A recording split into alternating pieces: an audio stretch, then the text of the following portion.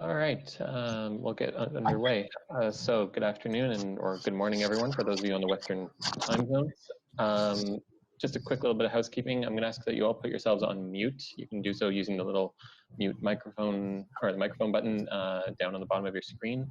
If you don't put yourself on mute, we do have the power to mute all of your lines, but we don't want to use that power, so please do so. For those of you who don't know me, my name is Jared Cohen, and I'm the policy advisor here at the Canadian Chamber. I want to welcome you to this webinar that we're putting on with the Port of Vancouver and Fraser Port Authority. I'm joined today by our esteemed guest, President and CEO of the Port of Vancouver, Mr. Robin Silvester. Just a quick little agenda. If you have any questions that you'd like to see asked, I invite you to provide them over Slido. The link is on our. It's being shown right now. But if you're not using a life-size application, if you're calling in, you can go to slido.com and there's a code, and the code is Z066. So I'll just get right into it.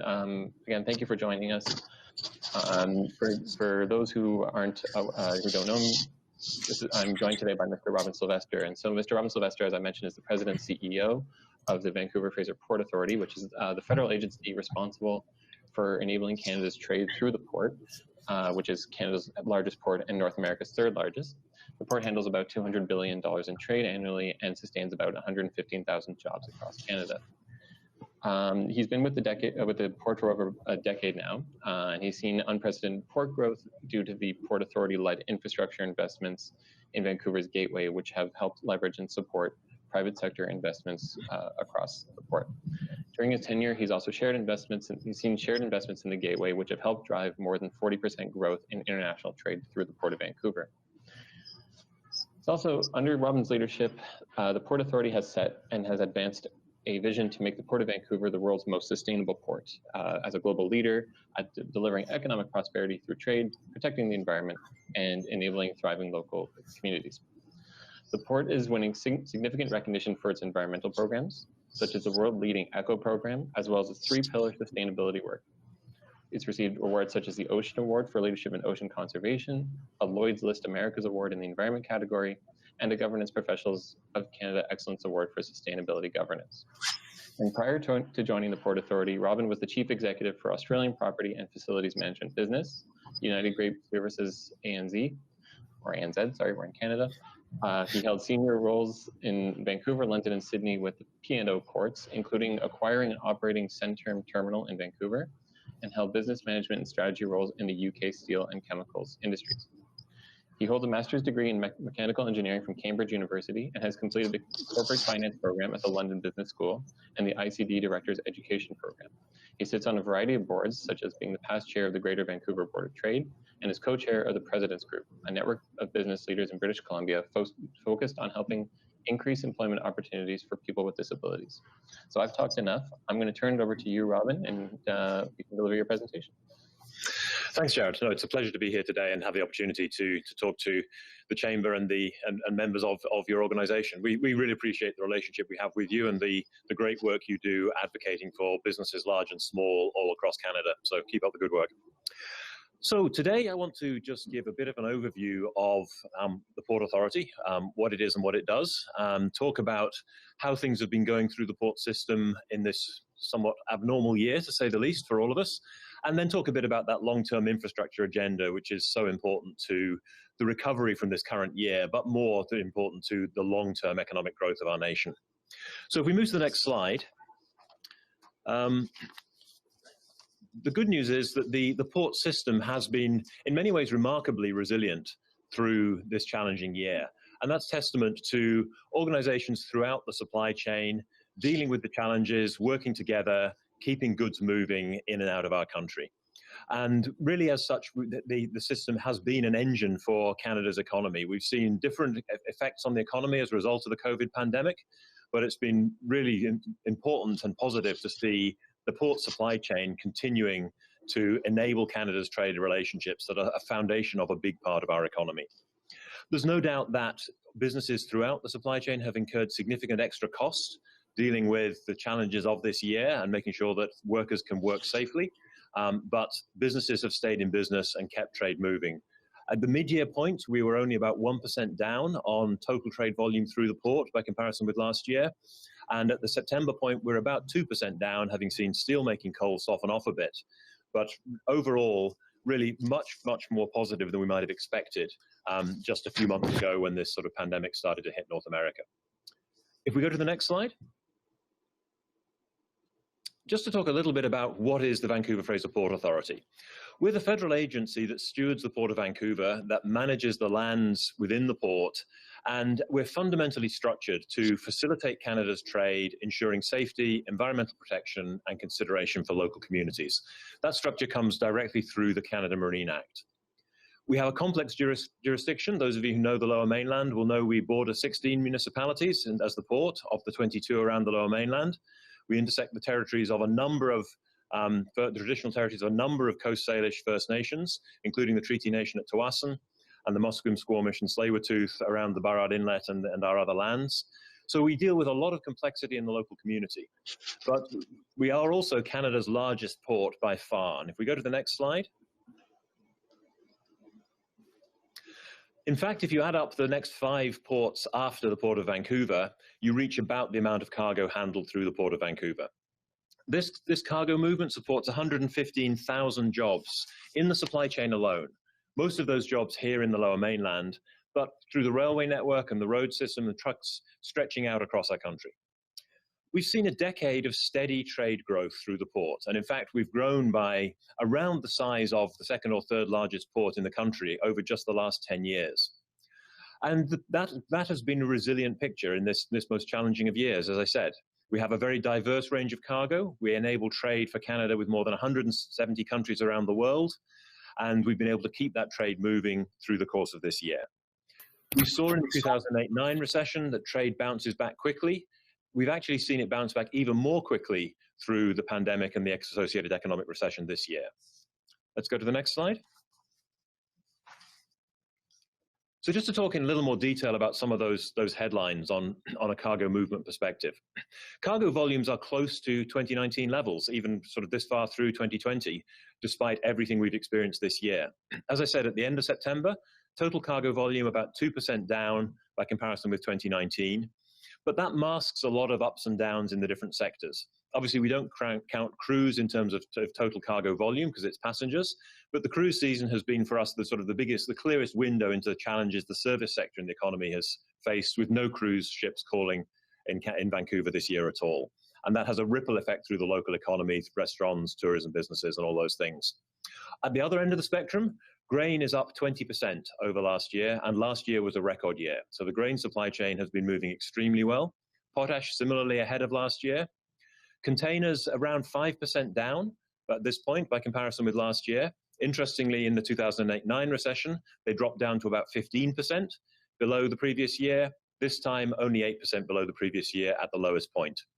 And we've seen the auto sector significantly down, but now in the last couple of months, starting to come back up to month-on-month levels, the same as last year. So a broad spectrum of different effects, but overall, substantial economic strength continuing through Canada's trade with the world through the Port of Vancouver. If we go to the next slide, I want to bridge across to the infrastructure agenda and just talk a little bit about another part of the economic strength that the port has provided for particularly the local economy during this year. We have, as the port alone, around $1 billion in projects underway, ranging from the early design phases and negotiating the project agreements with counterparties for the complex multi-stakeholder projects we do, through to projects like the one you see on this slide, the Centerm project, where we have the project continuing through construction. And in fact, the photo you see here is actually about 6 months out of date. The project has much further progressed even now. These projects have been really important. We've been able to keep them operating, complying entirely with the health guidelines put out by the provincial government for construction sector to ensure that, again, the significant employment in the local area that happens through these construction projects has been able to continue. The web of suppliers who are involved in providing services to them have been able to continue their operations, both locally and nationally, and we continue to bring investment into the gateway and into Canada. If we go to the next slide, a big focus for our project agenda as the Port Authority is the corridors to the port. Over the last decade, we've progressively moved away from just looking at the waterfront to looking at the system, and in particular what the railroads would call their last mile, the last few miles where trains pick their way through this complex, busy urban area to get to the marine terminals, bringing cargo to and fro. And with significant support from the federal government, we've been able to make major investments in improving corridor capacity that allows us to increase the number of trains and the frequency of trains and the length of those trains, at the same time as reducing local congestion by allowing the road network to move more freely, not having to wait for trains at grade crossings. On this slide, you see the current suite of projects that are underway at a funding level, with significant funds through the National Trade Corridors Fund from Transport Canada that we're extremely appreciative of. And we're moving some of these projects already into construction, others at the preliminary design phase, moving forward to construction in the next couple of years. But adding significant capacity to the rail network that feeds the port and feeds that its economically critical trade activity. If we go to the next slide, to focus in a bit on one of the areas that as the Port Authority we play a lead role is the container space, where again, containers handle a wide range of cargo. We typically think of containers as imported manufactured goods from China, and that's a really important part of the trade. Goods in stores all across our nation will have been imported through Vancouver in the boxes you see on this slide. But just as importantly, and in many ways to many businesses even more importantly, containers are a significant export trade enabler as well. Whether it's grain, particularly specialty grains, pulses and lentils, or whether it's food products, or whether it's other things like forest products that go all around the world in containers from the port in Vancouver. And as we look at the long-term growth in demand for containers and container trade, we see that even building out all of the projects currently permitted and under construction on the West Coast, here in Vancouver and in Prince Rupert, by the mid to late 2020s, Canada will run out of container capacity. That would have really serious implications. But what it means is we as a Port Authority have been focused for a long time on making sure we have capacity available to fill that need at the end of this decade. If we go to the next slide, the first part of that process is the Centerm project that I talked about already. Here's a slightly newer view of the project from the other side of the terminal, and you can see the significant scale of that project. It's around about a $500 million investment. It's probably the largest construction project currently underway in the Lower Mainland, and it's going to increase the landmass of the terminal by about 15%. It's going to increase the capacity of the terminal by about 60%. So it's a very important project about densifying that terminal, increasing its capacity, and making best use of the land asset that we have there. It's being delivered in partnership with Dubai Ports World, our operator at that terminal, and it's making good progress to be coming into operation in the next couple of years. But that will only provide enough capacity to get us through to the mid to end of this decade. If we go to the next slide, I want to talk briefly about another even larger project that we're advancing, which is now reaching the final stages of the federal environmental assessment process. For this project that started nearly a decade ago with the project description, and we've now moved through a long, thorough federal assessment process, expecting a decision next year on the project, which we hope will allow it to move forward. This is a critical project for Canada. It will add 2.4 million TEUs of capacity to the gateway, and will create another decade of growth opportunity for container trade through the Vancouver Gateway, connecting Canada with the rest of the world. We're making very good progress with the project, as I say. It's been a long, thorough, time-consuming environmental assessment, but the project is, as you see from the slides, specifically located in deeper water, further away from the causeway and the intertidal areas that have such significant environmental value, to make it more approvable and able to move forward in the near future, subject to hopefully a positive federal environmental assessment decision during the course of next year. So I'm going to wrap up the formal remarks there. If we go to the final slide, or the penultimate slide, in fact, the port really, as you hopefully get a sense of from my brief remarks, is an engine for Canada's recovery and, even more importantly, for a strong, sustainable future for our nation, enabling trade around the world from the west coast of Canada here, and as a fundamental underpinning of our economy as a trading nation. If we go to the final slide, I'd be very happy to take questions, and I always enjoy that part of these processes more in many ways than the formal presentation piece. And please don't hesitate to connect with us on social media. Use the hashtag MyPortCity to talk about how you connect with the port here in Vancouver and how your business connects with businesses around the world through trade relationships enabled by this port. So Jared, I'll hand it back to you and we can move on into the Q&A piece. Well, fortunately for you, Robin, thank you for that presentation. But fortunately for you, I have scads of questions here. So excellent. The first one is, this is a good segue actually from your final points there. So we're often hearing that Canada is a, quote, trading nation, but there are also many who believe that we need to focus more on developing and producing more products in Canada for Canadians. So where do you think we should focus? Well, I suspect the answer will be in both. I wouldn't profess to be an expert on the manufacturing sector and protectionism, although I have a sort of more than a passing interest in both. And I've spent the early part of my career in the manufacturing sector. But I think what we've learned from the COVID pandemic, if nothing else, is how important supply chains are to all of us across the country. And I have no doubt that will cause some assessment of the way we rely on that supply chains going forward, whether it means increasing strategic stocks of some items or even increasing manufacturing of some particularly strategic items, for example, possibly personal protective equipment or pharmaceuticals domestically. But at the same time, I'm sure we will continue to see countries around the world that want to buy high quality natural resources that we produce here in Canada. And I also have no doubt that we will continue all to want to consume goods that are manufactured in other locations with the different advantages that that brings. I can't foresee any environment where everything we use in Canada is manufactured in Canada. So I think we will see some changing in supply chains. And I think it will be important that as actors in the supply chain system, we all pay attention to those, because we will have an important role to play in Canada's trade relationships and manufacturing system for the long-term foreseeable future. Wonderful. And just as another housekeeping note, if you want to ask any questions to Robin, you may do so through the Slido app, www.slido.com. The code is Z60660, I believe. So with that, maybe, Jared, I might just thinking about the audience, I might just jump back to a couple of examples. Sorry, to just on that question that you talked about there, because we've been through this pandemic, we've been connecting with a lot of companies who use the port, and a couple of different ones just spring to mind that sort of kind of interesting in sort of how manufacturing might change and how supply chains might change or stay the same. One is a small company in Port Coquitlam that imports Christmas decorations and lights. They import product from 40 different countries around the world, and they supply product all across Canada. And we were talking with them explicitly about, well, what would happen if you couldn't access the suppliers overseas? Can you get those products in Canada? Or if not now, could you foreseeably get them in Canada? And their answer was no.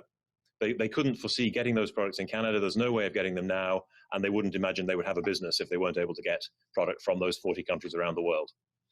A different example that we talked to was a manufacturer of personal protective equipment in Richmond. Another small business supplying personal protective equipment domestically here in Canada, making it in a factory in Richmond, but dependent on raw materials imported in containers through the port. So I think they're both examples that show we could see more manufacturing in Canada, but still very likely a dependence on raw materials from around the world.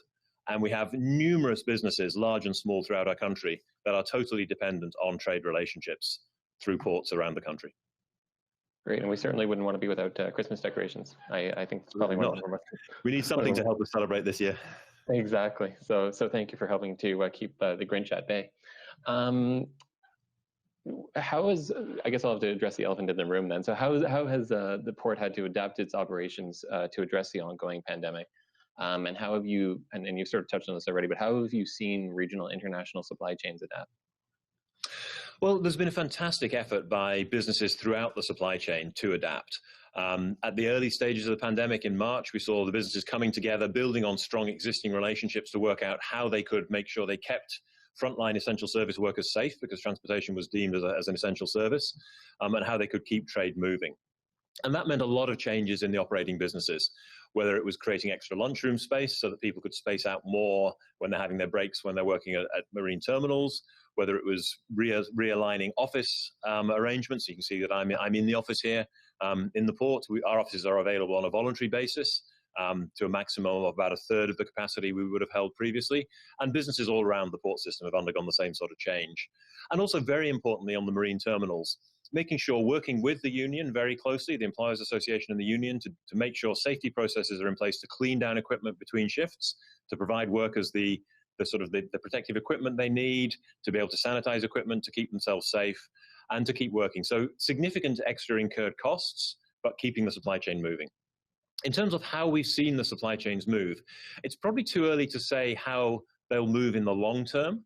I would expect that in many ways, the long term may just look like an acceleration of changes that were already happening, with manufacturing starting to move a little bit out of China into Southeast Asia. What we have certainly seen this year, though, sort of from a ringside seat, is just the way the different trade flows have moved up and down. As I said, grain has been phenomenal, 20% up on last year, which was in turn a record year, reflecting the strength of the Canadian agricultural sector and the great job the railways have done continuing to move that cargo to and from the ports so that terminals can do their great job of getting it onto ships to get it around the world. On the automotive sector, we saw things drop off really heavily at the beginning of the year. Let's face it, Canadians weren't preoccupied with buying cars for the first part of this year. We're starting to see that recover a bit as some sense of normality returns and some of that pent-up demand resurfaces in the marketplace, but autos are still about 28% below where they would have been last year on a year-to-date basis.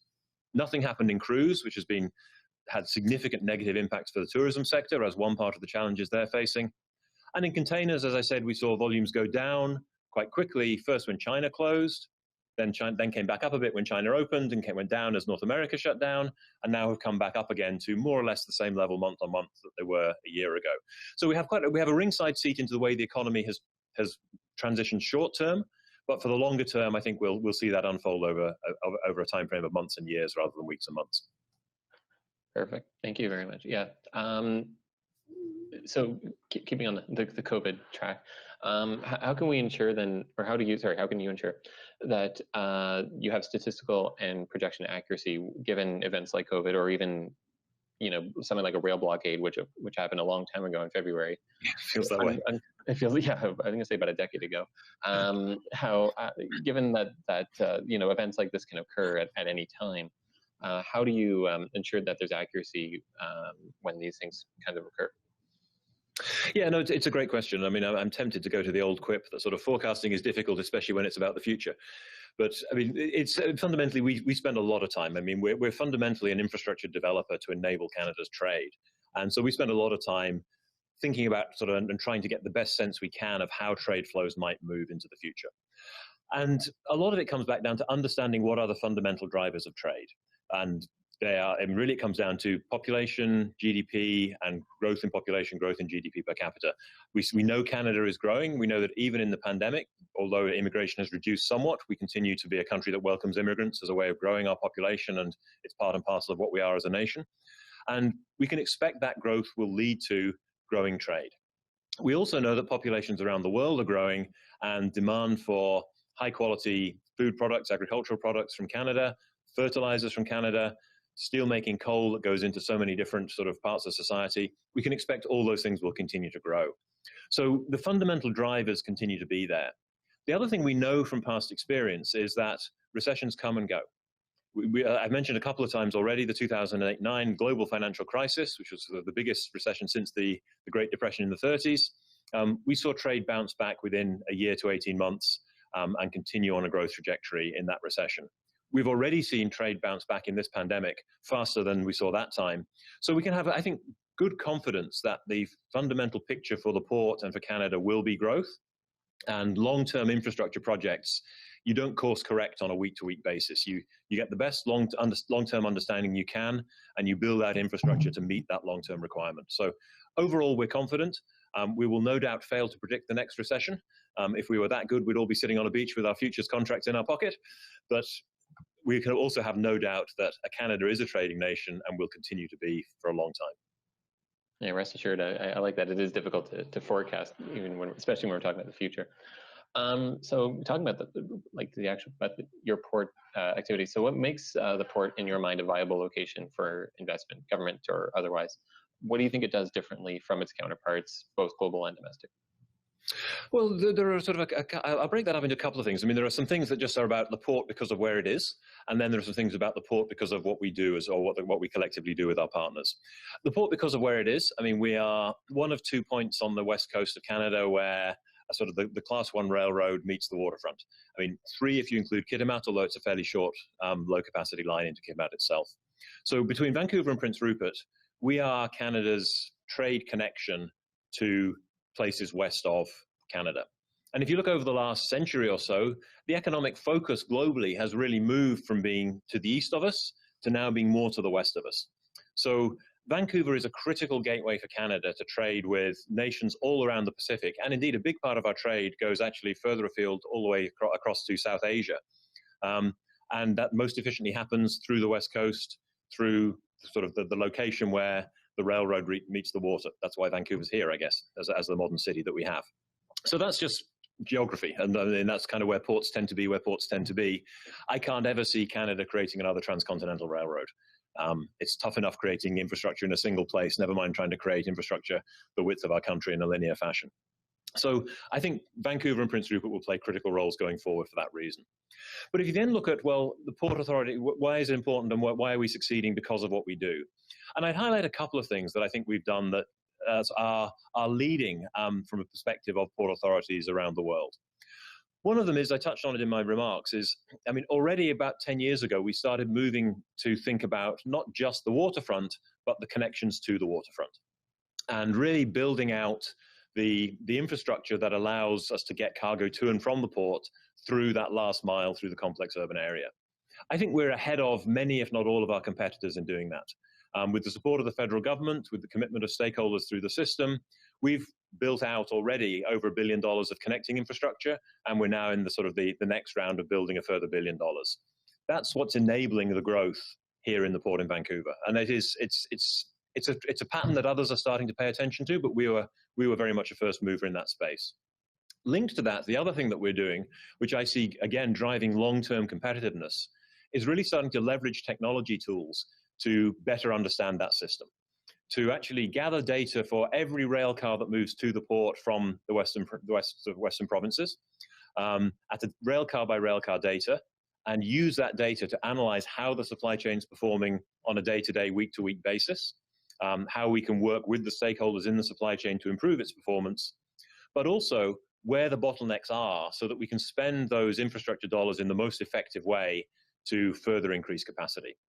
And then the final area where I think, again, we have a world-leading position, which is increasingly important, is actually in environmental protection.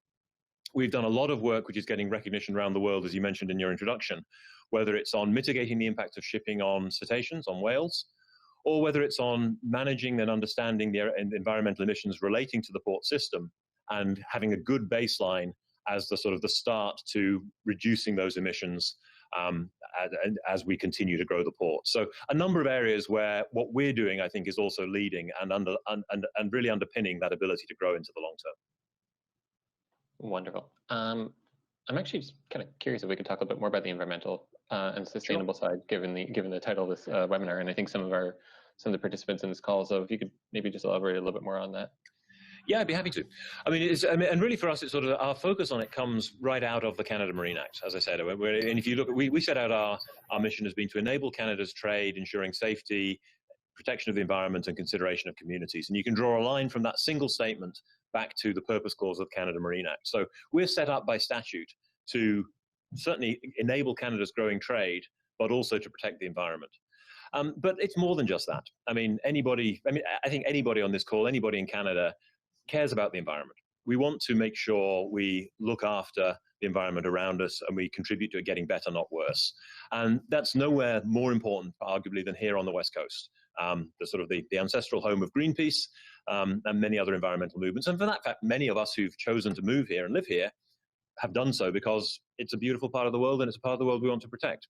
So it really is woven into what we do as a port authority at the level of DNA. I mean, I talk about way before I was involved in the Port Authority. The Port Authority set up a system to force vessels to exchange ballast water as they were coming to the port in mid-ocean. This was 20, 30 years ago, so that they weren't bringing invasive species from other ports in the world that could take hold here in Canada. That procedure became actually embodied as regulation by the IMO. It was something that started here in Vancouver decades ago. So for a long time, the port here has been thinking about the environment and leading in terms of that thinking. And it's a challenge that we've taken on very willingly. So we're really proud of the work we're doing, for example, in the ECHO program, where we're measuring the ship noise using underwater hydrophones. We're collaborating with scientists from whether it's the Vancouver Aquarium Oceanwise or whether it's Oceans Network Canada, collaborating with First Nations to gather their traditional knowledge to really understand how shipping is affecting whales and how we can reduce the effect of shipping on whales. Principally, we're doing that by slowing ships down. And we're doing it by asking them to slow down. We're not telling them to slow down. We're not regulating them to slow down. We're working with the shipping industry through this large eco collaboration to help people understand what the impact of slowing down by 5 knots in the approaches to the port would be. And through this voluntary program, we're seeing 90% compliance. Last year, we saw I think it was a 4 decibel reduction in some parts of the approach areas to the port. Now, decibels are a log scale. That's a huge reduction. So we're getting great compliance on a voluntary basis to slow ships down, to create less noise, so whales that hunt by echolocation can hunt without being impacted by the noise, masking their ability to hunt and feed. And it's a great example of complex multi-stakeholder work, building on a fact base and a commonly shared desire to protect the environment in a way that allows us to continue to enabling trade. So it's something we're very proud of, and all the participants in it can be equally proud of it. That's great. Moving right along then. So what would you like to see then from all orders of government, whether it's in the form of regulatory or regulations, spending or otherwise, to help Canada's port and multimodal transportation system improve our import and export capacity? Well, there are a number of areas, and governments over the last decade or so have done a very good job of supporting the development of infrastructure through, recently with the current government, the National Trade Corridors Fund, which has, through the Port Authority Association, ACPA. In fact, I saw Wendy was on the call here somewhere, and I think Mike Urcher is as well. We had Minister Garneau talking to us just a few weeks back, highlighting that the government has invested $600 million in ports through the last couple of years in this program alone. That investment is extremely important. We do have an infrastructure backlog. It helps us start to work through that backlog. And our first piece of advocacy would really be to request that they continue to focus on infrastructure and needs within the port system. And then the second part really would be related to that, giving us as port authorities the financial capacity to take up the opportunities that we have to continue to build out the infrastructure footprint to enable trade. We still have some constraints on our ability to access finance, like government capped borrowing limits, that we really need to see addressed in a more nimble way through the system.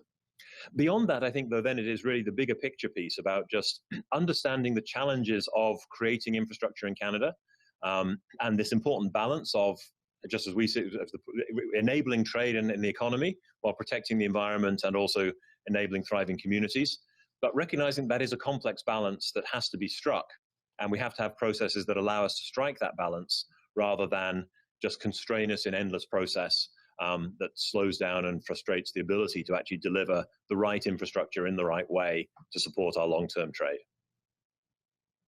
Fantastic. Yeah, and I very much agree that we've been calling on Minister Garneau and Transport Canada to recapitalize the NTCF, because it is, as you know, very oversubscribed and is a small sliver of their $180 billion infrastructure plan. So as that continues, hopefully we'll see more funding for that sooner rather than later. We appreciate the advocacy, and that's something that anybody on the call can help with.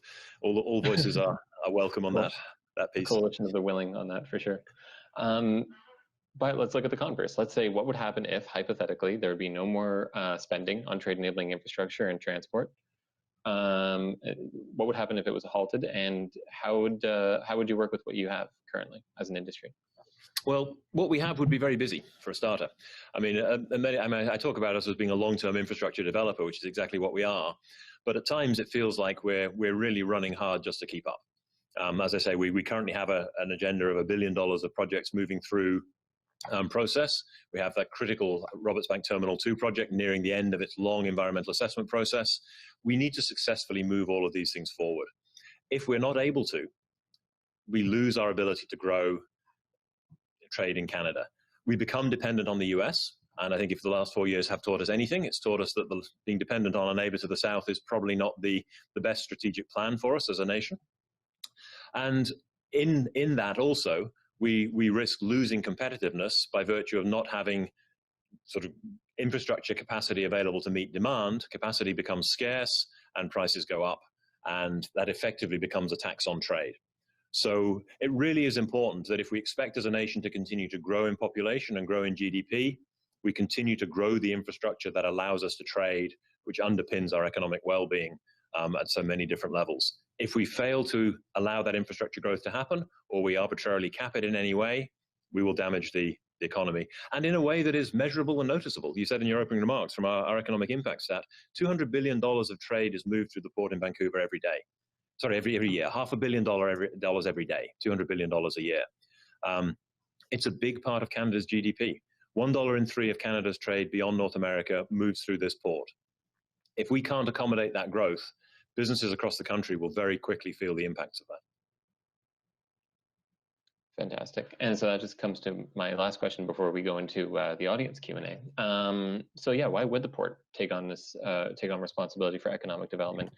Shouldn't that be some sort of private sector initiative, or where do you see that? Yeah, no, I mean, it absolutely needs to be both. It's a partnership. I mean, over many years, the Port Authority is effectively the custodian of the federal land, and that in itself is, I mean, there is a very limited amount of land at the waterfront here in Vancouver. We manage the vast majority of it on behalf of Canadians, and that means that we can ensure that the trade facilities are provided in a competitive way. That they're planned in the long term in line with Canada's needs, rather than being planned by a private entity whose primary responsibility is to its shareholders. So we have a critical role to play. And if you look at the businesses around the port, almost without exception, where land has been reclaimed, we reclaim the land and we then lease it to a tenant. That's what's happening in Centerm at the moment, for example. We're building out the terminal, leasing it on the long term to DP World, a private operator who will operate it into the future. That's how we created the Delta Port Terminal. That's exactly what we're doing with Terminal 2.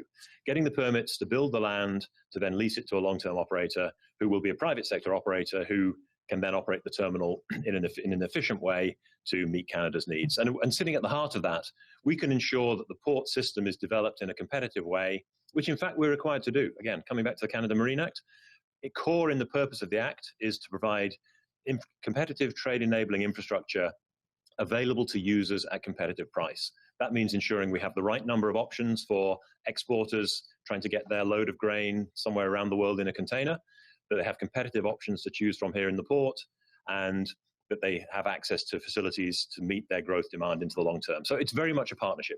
We have a specific and critical role to play, just as the private sector has a role to play. And one of the things I've been most pleased about in the time I've been here is the amount of private sector investment we've been able to catalyze by working to build out that corridor infrastructure. We've spent around $1 billion on corridor infrastructure.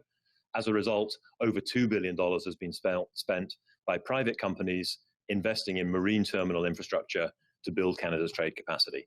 If nothing else, that's a real vote of confidence in the work that's going on. I would agree with that. So just as we move into the Slido questions, a reminder for anyone who wants to ask Robin a question, you can go to slido.com and the code is Z066. I believe I had it wrong earlier, so that's on me. But moving to the international side for a moment. So what trends are you seeing for trade flows to East Asia, and what markets do you expect will have the greatest increase in trade volumes? Yes, it's a really interesting question. I'll profess to have some insight into this, but far from being an expert. But certainly I have reasonable insight from what we see. So what we're seeing in the short term, I mean, very much as I talked about earlier, is we saw a fall off in trade as the economy slowed down, both initially in East Asia and then here in North America. And now we're seeing things start to come back up as the economies have opened up a bit more. Hopefully, governments and all of us do our role to keep that economic path moving in a positive direction in the coming months through this second wave. But if we look to the longer term, I think what we're seeing, it depends really on sort of the different cargoes that we handle. If you look at what we're seeing in sort of grain, potash, steelmaking, coal, we're seeing strong demand for those commodities in East Asia. Canada is a high quality producer, albeit with other competing producers around the world. So it's a globally traded market.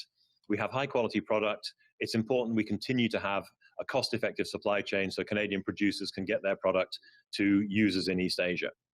If we look on the manufacturing side, again, I mentioned this in passing earlier, but there's no doubt there has been some trend for manufacturing to start to move further into Southeast Asia, Vietnam, Cambodia, having strong growth in their manufacturing sectors. But it's really interesting when you see charts of just how much manufacturing is there by comparison with how much is established in China. And I mean, they really still are very small by comparison with what is going on in East Asia proper, in China itself. So I think we will expect to see over time further trends of movement of manufacturing into Southeast Asia. But also, I think it's going to be very hard to imagine that sort of ecosystem that's built up in China of manufacturing industries with whole supply chains manufacturing close proximity. It's hard to imagine that that will sort of wholly move out of China in sort of any foreseeable future. I think, as we also touched on earlier, and again, I don't profess to be an expert, but I have some insight, I think we will see increasing sort of focus on manufacturing some goods closer to home, or storing some goods closer to home in a strategic way, so that we have strategic stocks of PPE or hospital scrubs or whatever it is, should we go into another pandemic at some point in the future. Hopefully we'll learn from this one in a way that's constructive, and we may see some changes in trade with East Asia as a result of that. But I think there is such a defined base of trade. I remember talking to another chamber recently, and they were saying, and sort of the person held up their iPhone and said, until Canadians want to spend $3,000 for an iPhone, we're going to be importing manufactured goods from outside Canada as well as manufacturing them domestically. Here's my iPhone, and it's not $3,000, but there you go. Nevertheless, moving on. So there's a question here from the audience about why the Port Authority is only leading the expansion of container projects, while abandoning and leaving to the private sector all other expansions, including grain and break bulk. There's a sense that the Port Authority is subsidizing container sector to the detriment of all others. I wouldn't entirely agree with the premise that's underlying the question. I would just point to the results. If you look back over the last decade, the most significant increase in capacity in the port has actually occurred in the grain sector. We're really pleased to see that. We've been integral in enabling that through the corridor infrastructure that I've talked about. In fact, one of my favorite photographs, I didn't use it today, but is a photograph of the low-level road in North Vancouver, the rail tracks between the road and the grain terminal that Richardson had just expanded at the time the photograph was taken. It was kind of the whole system there in one photograph. We moved the road up the hillside, created space for the rail tracks. That allowed more grain to move to the North Shore, which allowed Richardson to expand their grain terminal, their grain elevator. So we are very focused on all of the products across the port, making sure capacity is available to all of them. Another example that, again, we're very proud of would be Pacific Coast Terminals in Port Moody, who completed a $200 million project to create a potash export capacity in their facility that enabled the $6 billion investment by K+S near Regina in the first new potash mine in Canada in a long time. So it's not actually aligned with the facts to say that we're only focused on expanding container capacity. We've played an integral role in all those projects, whether as the permitting agent or whether as the landlord negotiating new commercial arrangements with the tenants that allow them to make those investments, or whether as the lead in creating the corridor infrastructure that creates the capacity for those terminals to be built. It is true, though, that we play a leading role in the container space, and you would observe that around the world, because containers they're a common user facility. I mean, you can have anything in containers from expensive automobiles to grain being exported to refrigerated cherries and blueberries being exported to manufacturing intermediates coming into supply chains in Eastern Canada to goods that are being sold in stores all across Canada. There is no one industry that is going to create the capacity there. So the port authorities have an important role to play in working with private sector operators to create capacity for container terminal growth into the long term. And that's exactly what we've been doing in that space. That's how the existing container terminal businesses were created and how new container capacity with projects like Roberts Bank Terminal 2 will be created. Fantastic. Excellent. So I guess continuing on this container tangent, there's another question from the audience about if increased productivity on the terminal will add more capacity to container trade. Yes, it will, and thank goodness. I mean, it's a big focus on what's going on, and so the Centerm project that I talked about is really about densifying and increasing the productivity of that terminal, increasing the throughput in the landmass. We've seen other investments around the ports and in ports around the world, steadily leveraging new technology to increase throughput, and that's really important. There are fundamental limits to that in terms of the number of containers you can stack on top of each other before you can't get a land gantry crane over the top of them, or the berths that you need for the ships to be able to come alongside, or the number of trains that you can load per day. But the more we can continually see those things improve through productivity, the better, because the cheapest capacity you've got, or the cheapest capacity you can build, is the capacity you've actually already got and don't have to build. So we have steadily seen over the years productivity increase and that deliver increases in capacity. We've assumed that that will continue on the same sort of steady trajectory. But even with that continuing, we know we need to build new capacity as well, which is why Terminal 2 is such a critical project. And the final question coming from the audience, I have a couple more to ask you after this, but from the audience is what role do you see for Indigenous companies? We haven't really touched on that. Yeah, it's a great question. I'm glad it's been asked, because I probably should have said a bit more about this in my remarks. So, I mean, we have, as I said in my opening remarks, we have a complex set of relationships around the Lower Mainland with many municipalities, and also different, but equally complex and just as important with many First Nations. We're working hard with those First Nations to build strong relationships that mean that really provide a foundation for us to be able to work together on economic development and leverage the different strengths that we bring to the table. Again, we've got a lot of examples that we're proud of that set the seed for us starting to build those more broad-ranging relationships. But we've worked with the Tsawwassen First Nation over many years as we've developed port facilities down in that area, making sure that they get employment and training through those port projects. We're also proud to be the first industrial tenant on their treaty lands for a joint project that we created with CBSA as an inspection facility. So we're actually a tenant to the Tsawwassen First Nation, building under a long-term lease a CBSA inspection facility on their lands. And as we look forward, one of the biggest challenges we have in the Lower Mainland is availability of industrial land. We have a growing population, a constrained land base by sea, mountains, and an international border, and municipalities that are more prone to put land to residential use than industrial use. So we've seen the industrial land base being eroded. The Tsawwassen First Nation is a great example, and one of the few, of actually creating new industrial land capacity. When they became a treaty nation, they became the governing entity for a big parcel of their traditional lands, and in the decisions they made, they put some of those lands through to industrial use. We were really pleased to see that. We think partnerships like that create great opportunities going forward. And like any partnership, they're built on relationship and interaction. So we're investing a lot of our time working with the First Nations that we interact with most closely in the Lower Mainland, making sure we have relationships there, we understand their agenda, they understand what makes us tick, and we jointly work on how we can actually mutually benefit from the agenda of growing Canada's trade in the Lower Mainland. Just as important, we consult with those group of First Nations and many others as we're building out these projects. We are consulting for Terminal 2 with 40 different First Nations groups between the Lower Mainland and the west coast of Vancouver Island. Amongst the higher intensity groups, we're very proud of the fact we already have 18 mutual benefit agreements in place where they're supporting the Roberts Bank Terminal 2 project, and they know exactly how they will benefit from that project moving forward. So we're showing that we can build those relationships in a constructive way and in a way that delivers value to the nations as well as to the port system. And I think that's fundamentally important. Great. We have another question from the audience. Thank you for all your participation so far, everyone. Can you speak to some of the rail congestion points in the Lower Mainland and what the idea or the trajectory is to address those going forward? I can speak at great length, but I'll try and keep it somewhat brief. No, it's a great question. It's one we spend a lot of time on. So if you look at the work that we're doing at the moment, we really divided up into 4 corridors: the North Shore, South Shore of Burrard Inlet, the Fraser River, and the Roberts Bank Corridor. Our focus in the projects that are running at the moment really is around the North and South Shore and the Fraser River Corridor. We're building, as I speak, we have the construction going on the Centerm Terminal project, and right adjacent to it, an overpass along the Port Road that will allow trucks to get to and from that expanded terminal without impeding the rail access to the terminal itself and another terminal adjacent. So we have projects like that going on.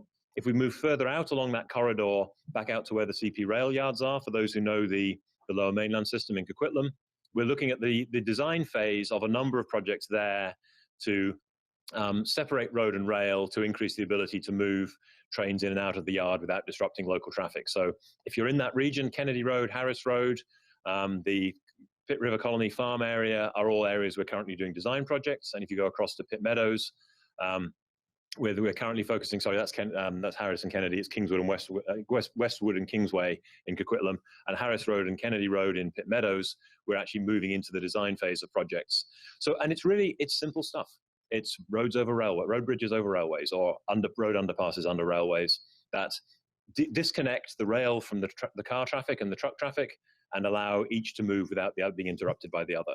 So we've got a really thorough plan for where the bottlenecks are, how we're addressing them with the help of the federal government, and where the next ones we need to address are.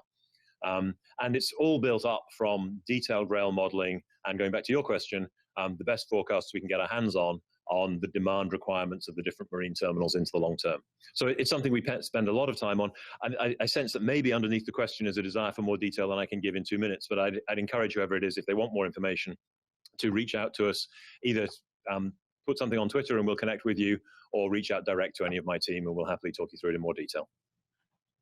Thank you for keeping a very interesting and very complex answer concise. So just realizing that there are about 6 or 7 minutes left. You've spoken already about RBT2, but can you speak to some of the other projects, or even a little bit more about RBT2 that's currently underway, that are in development at the port, and how those are helping Canadian competitiveness? Yeah, well, I mean, if we sort of run around the different areas of the port in terms of just sort of geographically, I mean, if we look on the North Shore, there's currently an expansion going on at Fiberco's grain terminal, where they're building out with the support of AGT, the Pulses group in Saskatchewan, a new bulk export facility. If we go slightly further along the North Shore, we have the Richardson terminal that expanded a few years ago, the G3 terminal that unfortunately was commissioned during COVID, so it never got its grand opening. It just quietly came into service and is now handling grain cargo. And it's the first loop track grain elevator that we have in the port. So a major step forward for the grain industry in terms of productive capacity. Out in Port Moody, as I said, we have the potash terminal. This was commissioned a couple of years ago. And then coming back along the south shore of the Burrard Inlet, the Centerm project that I've talked about being a major increase in capacity at that container terminal, along with both Viterra and another AGT, different company, who've added new grain shiploaders over the last couple of years. So a lot of investment in that part of the port. And as I speak, Neptune, I shouldn't have missed them on the way around the North Shore, expanding their coal handling facilities for Teck's steelmaking coal over on the North Shore. So lots happening just there. In the Fraser River, we have another grain terminal in construction at Fraser Surrey Docks. And just over the water, we're actually working on a project with Wallenius Wilhelmsen, WWS Auto Services, to consolidate our auto activities onto one terminal so that we can free up another terminal further down the river for a different use. So a lot of investment taking place in the river. And then, of course, out at Roberts Bank, that critical project, Terminal 2, which is so important to Canada's ability to trade in containers at the end of this decade. So lots happening across all of the different trade spaces. The one I didn't mention, and it's sort of slightly on pause, but we're continuing to look at how we move it forward, is actually cruise capacity as well. I mean, before the pandemic, we were seeing the limits of our cruise capacity with growth in the Vancouver-Alaska cruise trade likely to exceed the capacity we have available.